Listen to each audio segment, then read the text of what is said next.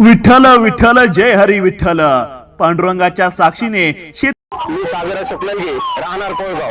आज खऱ्या अर्थाने शेतकरी कर्जमाफीविषयी या ठिकाणी रस्ता रोको आंदोलन केले होते, परंतु या सरकारने शेतकरी हा रस्ता रोको आंदोलनासाठी नव्हे तर आमचा शेतकरी वर्ग हा त्याचा प्रपंचासहितच रस्त्यावर काढण्याचे ठरवले आहे।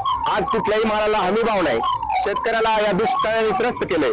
देवाभाऊंनी कर्जमाफीचं आश्वासन दिलं, 7/12 कोरा करण्याचं आश्वासन दिलं, परंतु कुठल्याही प्रकारची त्याच्यावर जाच काठी आल्यामुळे कुठल्याही प्रकारची हालचाल या ठिकाणी शेतकऱ्याला करता येत नाही। मी देवाभाऊंना एकच विनंती करेल, आम्हाला तुम्हाला कर्जमाफी देता येत नसेल तर आम्हा शेतकऱ्यांना आमच्या मालाला कमीत कमी आम्ही पिकवलेल्या मालाला हमी भाव देण्याचं काम करा।